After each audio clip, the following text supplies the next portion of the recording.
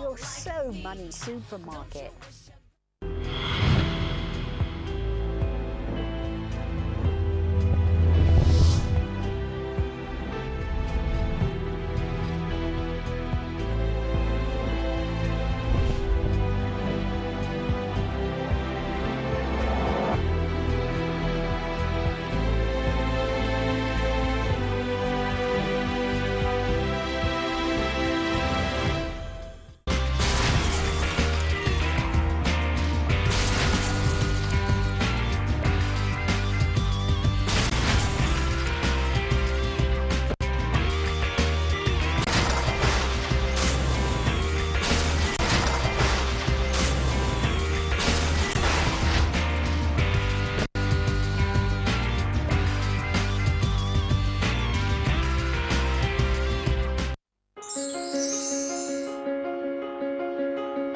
Are you short of cash? Don't worry about money when it comes to unanticipated outgoings, emergencies or household expenses. AdAge Credit is the solution. We eat what you eat, dance what you dance. We live in your community. We speak your language. That's what makes us one of you. Tell AdAge Credit what you need. We understand your problems, especially when it comes to cash issues. From time to time, we do need extra money for things we need. For example, a broken cooker, a fridge, a new sofa, or money for school uniform. Travel paying bills, fridge, cooker or washing machine not working, car not starting, need repairs. When the bank say no, we say yes. Apply now for up to £300 for the first time. We are more than a credit company.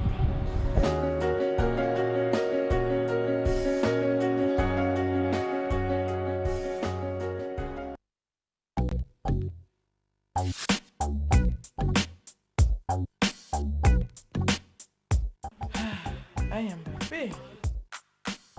Allô? Bonox.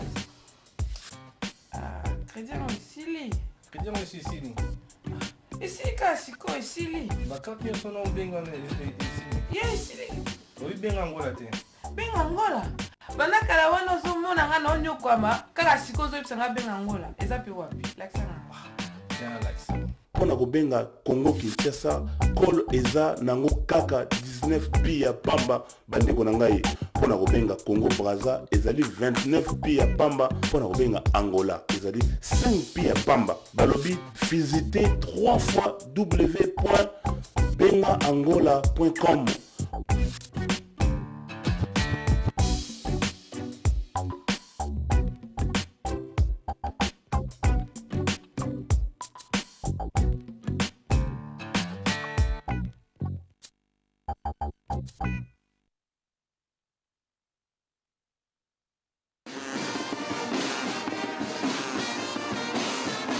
Les forces armées de la République démocratique du Congo, dans toutes leurs composantes, à savoir la force terrestre, la force aérienne et la force navale, sont dans un profond processus de mutation. Ce changement est la résultante d'un travail en profondeur amorcé par le chef de l'État et commandant suprême des FARDC, le président de la République, Joseph Kabila Kabange. En effet, l'on se souviendra que l'accord de Lusaka du 19 juillet 1999 et l'accord global et inclusif signé à l'issue du dialogue intercongolais de Sun City avaient affirmé la volonté de mettre en place une armée républicaine et dissuasive. La démarche qui en a découlé a conduit à l'intégration de toutes les parties autrefois belligérantes en une seule armée nationale.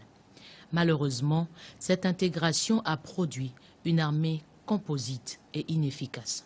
Se rendant compte du temps perdu pour la mise en place d'une armée moderne et également renforcée par sa légitimité démocratique acquise après les élections de 2006 et s'appuyant sur la nouvelle constitution promulguée après référendum populaire, le chef de l'État, commandant suprême des forces armées de la République démocratique du Congo, a initié une réforme plus profonde en vue de la refondation d'une véritable armée moderne et puissante. Dans cette perspective, il a, en 2008, convoqué les États généraux des forces armées qui ont établi un diagnostic sans complaisance, relevant une série de tares auxquelles il était impératif de remédier sans retard. C'est à cette fin qu'un plan de réforme des FARDC a été élaboré pour doter le pays d'un outil de défense aux standards et normes internationaux. Déterminé à réussir cette réforme et voulant montrer l'importance qu'il accorde à cette réforme et au cadre institutionnel qui doit la conduire, le président de la République, commandant suprême des forces armées, a élevé le ministère de la Défense nationale et des anciens combattants au rang d'une vice-primature. Par l'ordonnance présidentielle numéro 012/004 du 24 avril 2012 portant nomination des vice-premiers ministres, des ministres, d'un ministre délégué et des vice-ministres, le président de la République, chef de l'État et commandant suprême des forces armées de la République démocratique du Congo, a nommé M. Alexandre Lubatambo au poste de vice-premier ministre, ministre de la Défense nationale et des anciens combattants, en lui assignant la mission d'assurer l'entrée des FARDC dans la révolution de la modernité par la mise en œuvre effective de la réforme de nos forces armées. La réforme de l'armée est un vaste programme qui s'étale sur une dizaine d'années. Il s'articule autour de 3 piliers: le rajeunissement des effectifs, la formation et l'équipement, ainsi que la construction de nouvelles infrastructures et la réhabilitation de celles existantes. Au-delà de ces 3 piliers, le ministère de la Défense nationale et des anciens combattants, pour assurer la bonne exécution du plan de réforme, a édicté 10 principes directeurs visant plus particulièrement les champs suivants: le rajeunissement et la mise à la retraite, la réouverture des structures d'enseignement, la formation et la mise à niveau, l'équipement, l'organisation territoriale de défense, la construction et la réhabilitation des infrastructures, l'amélioration des conditions de vie du militaire et de l'outil de travail, la définition de la doctrine d'emploi des forces selon les échelons, la séparation de la chaîne de mise en condition et celle du commandement opérationnel, la mobilisation de ressources pour l'exécution du plan de la réforme. Le rajeunissement va de pair avec la mise à la retraite des militaires atteints par la limite d'âge après avoir rendu de fidèles services à la nation. La formation et l'équipement demeurent un couple inséparable, imposé par le besoin de bâtir une armée professionnelle et aguerrie qui dispose en son sein des éléments formés, capables d'en assurer la bonne marche à tous les échelons. De même, il faut un équipement conséquent, en rapport avec un personnel formé à la manipulation de cet équipement, car l'on ne peut envisager une armée moderne sans qu'elle ne soit dotée d'un équipement adéquat. La réouverture des institutions de formation à l'art militaire, afin de mettre à niveau les effectifs en place ou de former de nouvelles unités, constitue aussi l'un des principes directeurs de la réforme. Dans cette même perspective, les experts du ministère de la Défense nationale et des anciens combattants considèrent la redéfinition de l'organisation territoriale de la défense comme un autre élément clé dans la modernisation de l'armée. L'organisation territoriale couvrira ainsi 3 zones de défense, contrairement à l'organisation provinciale actuelle. Cette nouvelle approche aboutira à la séparation de la chaîne de la mise en condition de celle du commandement opérationnel. La construction ou la réhabilitation des infrastructures militaires telles que les bases, les garnisons, les armureries, les hôpitaux, les écoles et autres s'inscrivent dans la nouvelle vision du chef de l'État et commandant suprême des forces armées relative à la montée en puissance des FARDC. L'amélioration des conditions de vie des militaires et de l'outil de travail est également un autre principe directeur. Un autre principe porte sur la redéfinition de la doctrine d'emploi des forces en 3 échelons dans leur engagement. Commencer par les unités de couverture, continuer par les unités de réaction rapide et parachever par les unités de défense principale. Enfin, il est question de mobiliser des ressources afin d'exécuter le plan de réforme. Le plan ainsi conçu se déroule en 3 phases. La première consistait à recréer une ambiance générale de travail, rétablir une situation sécuritaire normale dans le pays, rapprocher les unités de couverture existantes des normes universelles reconnues, contribuer à la surveillance des frontières les plus sensibles, mettre en formation le personnel de la future armée en utilisant toutes les opportunités offertes et amorcer le rajeunissement du personnel. Au cours d'une deuxième phase, il est prévu de monter en puissance les forces armées en mettant concrètement sur pied les unités de réaction rapide et les unités de défense principales par leur équipement complet, conformément à leur tableau organique de dotation. Il s'agit aussi, au cours de la même phase, de consolider la nouvelle organisation territoriale de la défense. Enfin, au cours de la troisième phase, il sera question d'optimiser le dispositif de défense existant, à savoir les unités de couverture, les unités de réaction rapide et les unités de défense principale. D'assurer la défense effective du territoire par des moyens propres et autonomes et accroître la participation des forces armées de la République démocratique du Congo aux opérations de maintien de la paix à travers l'Afrique et le monde. Le ministère de la Défense nationale et des anciens combattants mène concomitamment toutes ces trois phases. Au dernier trimestre 2013, la première phase est exécutée à plus de 90%, tandis que les deux autres connaissent aussi des avancées significatives. Au cours de l'année 2013, après un travail minutieux de ces experts en application de la Constitution du 18 juillet 2006, le ministère de la Défense nationale et des anciens combattants, dans le cadre de la continuité de l'action gouvernementale, obtiendra la promulgation par le président de la République des deux importantes lois, à savoir loi numéro 12/001 portant organisation et fonctionnement du Conseil supérieur de la défense, promulguée le 27 juin 2012, ainsi que la loi organique numéro 13/005 portant statut du personnel militaire. Le 17 juin 2013, suite aux mêmes travaux méthodiques des experts du ministère de la Défense nationale et des anciens combattants, le président de la République a promulgué 17 ordonnances de mise en application de la loi numéro 11/012 du 11 août 2011. Ces ordonnances portent sur l'organisation et le fonctionnement des grandes unités. Poursuivant sur cette lancée, le président de la République promulguera le 7 juillet 2013 6 nouvelles ordonnances de mise à la retraite des officiers généraux, supérieurs et subalternes des FARDC. 2 autres ordonnances, publiées simultanément, portent quant à elles sur la nomination aux officiers généraux des FARDC. À la fin 2013, la loi de programmation militaire sera certainement votée et fournira à l'armée les ressources nécessaires pour parachever l'édifice légal. En se référant aux 10 principes de la réforme, notamment celui portant sur le rajeunissement de l'armée nationale, le ministère de la Défense nationale, sous l'impulsion du commandant suprême des forces armées, a lancé une grande campagne de recrutement sur toute l'étendue du pays. Plusieurs milliers de recrues ont répondu à l'appel et se retrouvent dans toutes les institutions de formation à l'art militaire qui sont éparpillées à travers le pays. Au-delà du recrutement, le ministère de la Défense nationale et des anciens combattants a entrepris l'opération de mise à la retraite des militaires atteints par la limite d'âge.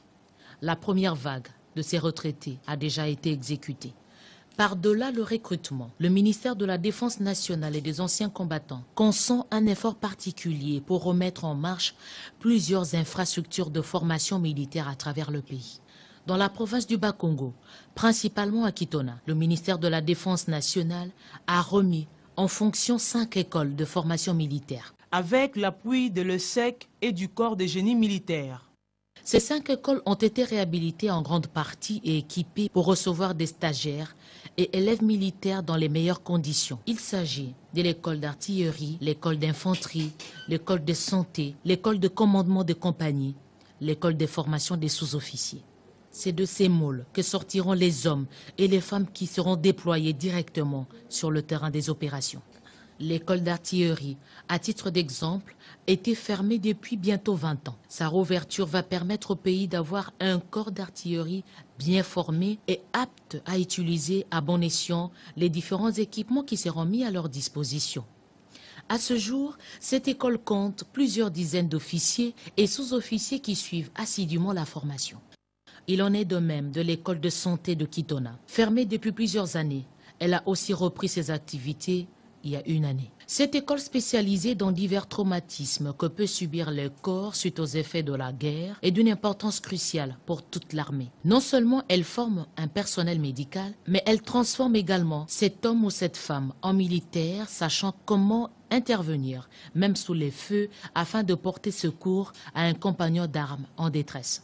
L'école de commandement des compagnies est aussi une pièce maîtresse dans le dispositif militaire. En effet, cette école a le mérite de préparer des officiers à assumer les fonctions de commandement au niveau de la compagnie. Ce sont donc des hommes et des femmes, commandants des compagnies, connaissant parfaitement la doctrine de l'emploi des forces au sein des forces armées qui sortent de cette école.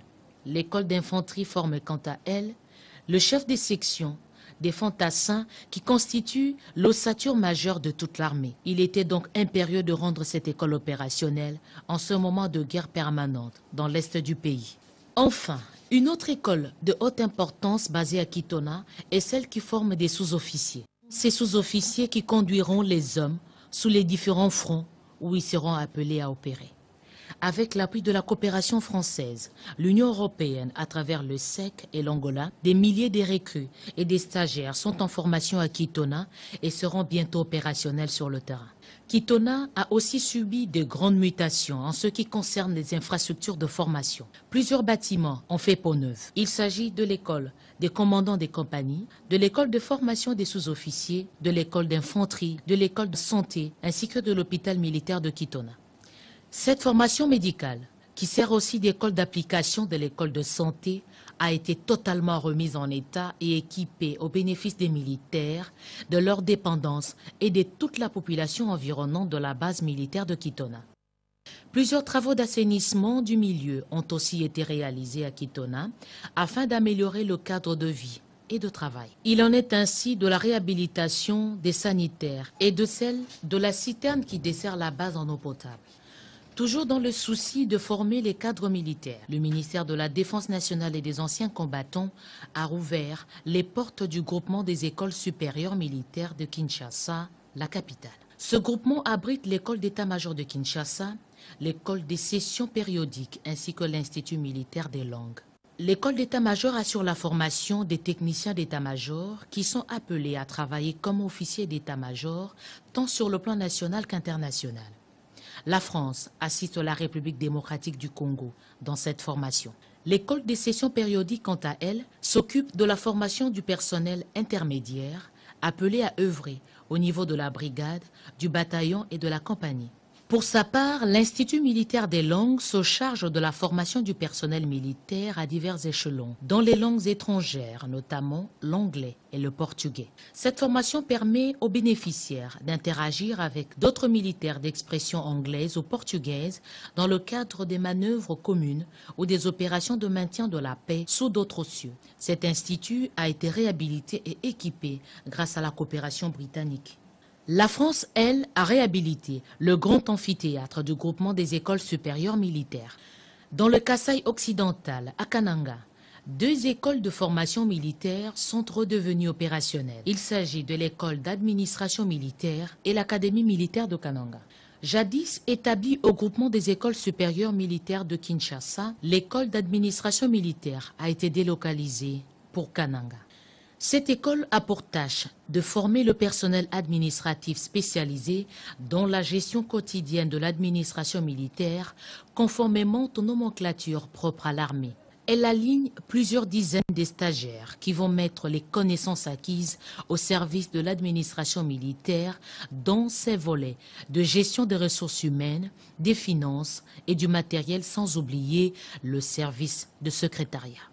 L'Académie militaire de Kananga dispense par contre une formation de 3 ans pour les candidats ayant un diplôme d'État et 9 mois pour les détenteurs d'un diplôme universitaire. La double formation universitaire et militaire porte notamment sur le droit constitutionnel, la protection de la population, l'éducation civique et patriotique, les mathématiques, la lecture de cartes, le leadership, l'armement et le règlement militaire.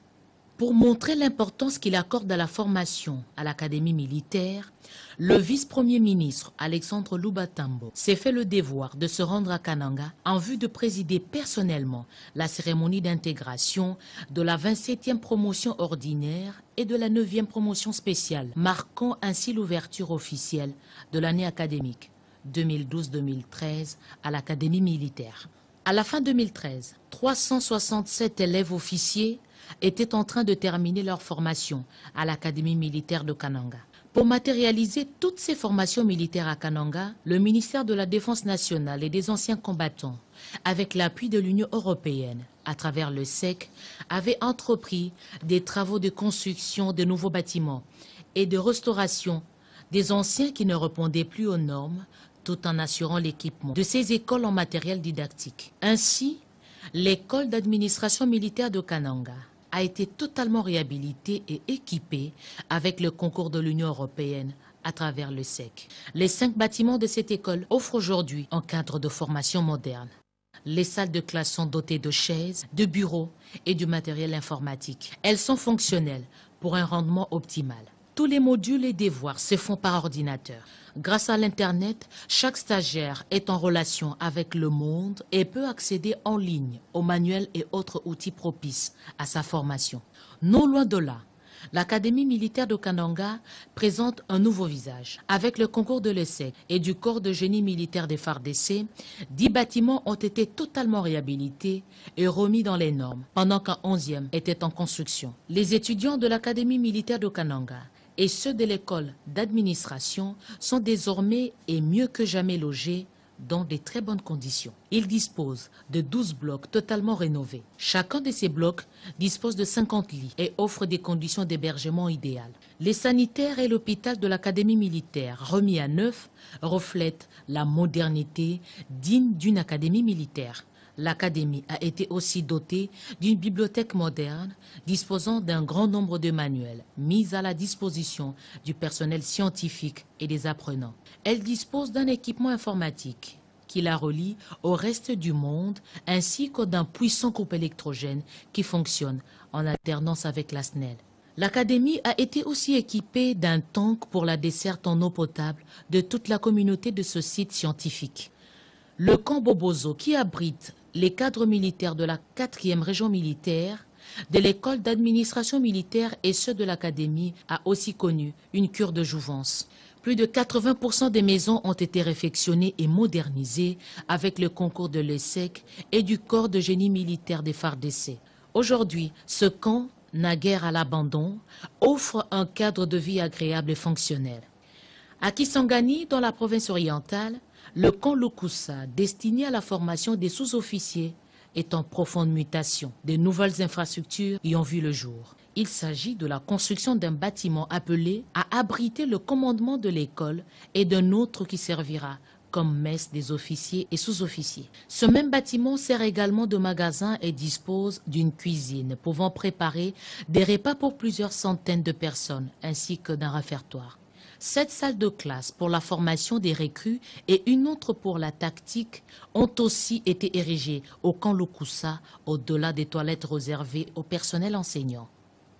Le camp Lukusa dispose aussi d'un centre de santé opérationnel. 4 blocs des maisons pour de cadres et instructeurs du camp Lukusa ont été remis à l'état neuf grâce à l'appui de la coopération du Grand-Duché de Luxembourg et du corps de génie militaire des FARDC. Ce centre a la capacité de recevoir chaque session 350 officiers et cadres et 3500 hommes de troupes.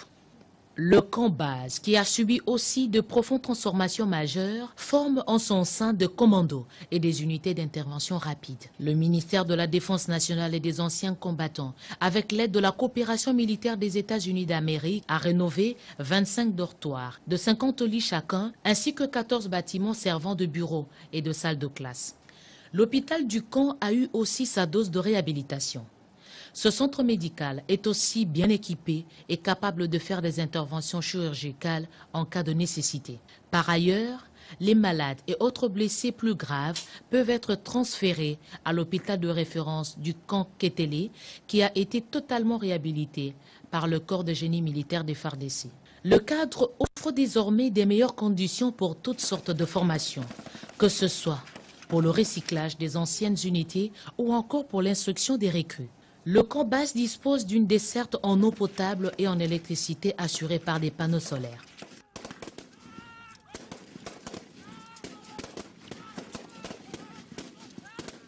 Pour éviter des drames humains, le président de la République, commandant suprême des forces armées, a instruit le ministère de la Défense nationale et des anciens combattants de délocaliser la poudrière du camp Kétélé, situé en plein centre-ville, vers un lieu plus sûr.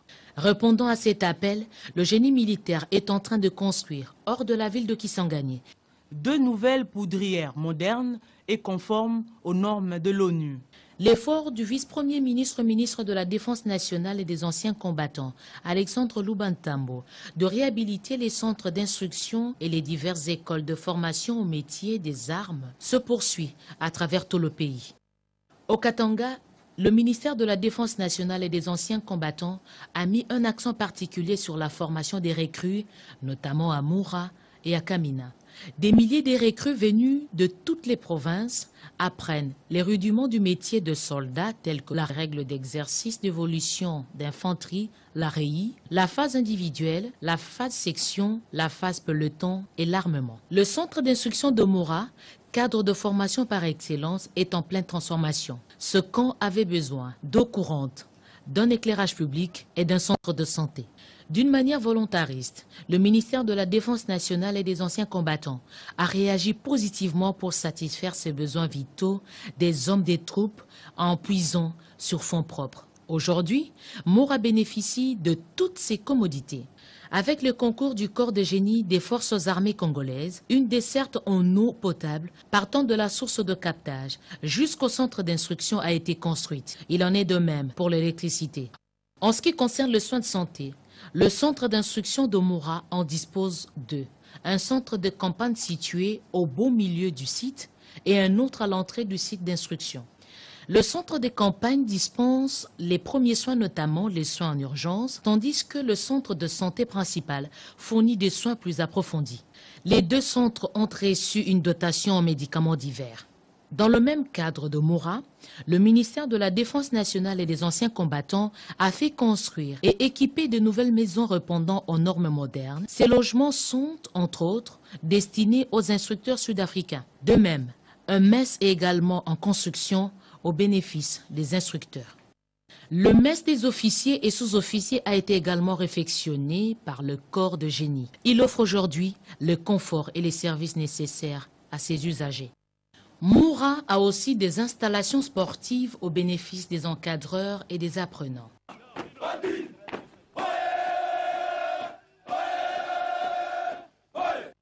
Le centre d'instruction de Kamina, situé à plus ou moins 365 km de Lubumbashi, assure la formation des plusieurs milliers de recrues, dont certaines viennent d'achever leur formation militaire. Ces volontaires venus de toutes les provinces du pays suivent la formation de commando dispensée par les instructeurs chinois et congolais. Ils apprennent ici la manipulation des divers types d'armes, la lecture des cartes, la reconnaissance, la tactique et beaucoup d'autres aspects propres au métier de soldat.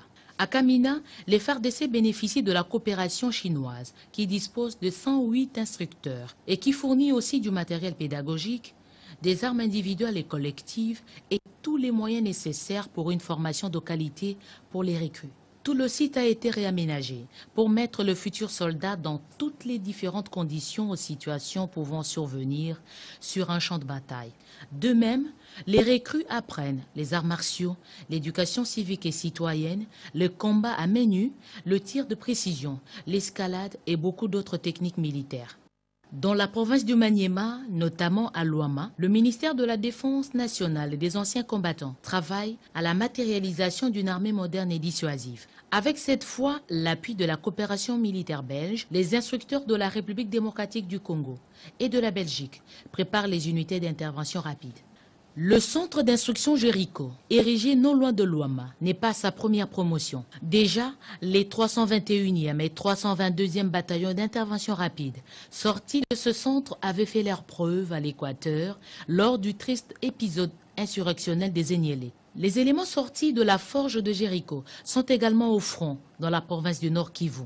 Pour mettre les familles des militaires vivant au camp Luama dans les conditions de vie optimales, le ministère de la Défense nationale et des anciens combattants, avec l'appui de la coopération belge, entreprend, dans le cadre du projet Famille des militaires de Kindu, projet Famiki, de construire des logements pour les militaires et leurs familles. Plusieurs blocs de ces maisons des 2 ou 3 chambres sont quasi terminés et certaines sont déjà occupées.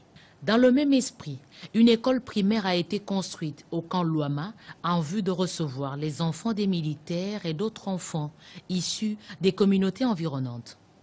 Situé à plus ou moins 70 km de Luama, Lokando, un autre centre d'instruction, bénéficie de l'assistance militaire belge. Le Royaume de Belgique aide le Congo à la formation des commandos pour des interventions rapides à travers le pays. Le ministère de la Défense nationale travaille également à la réhabilitation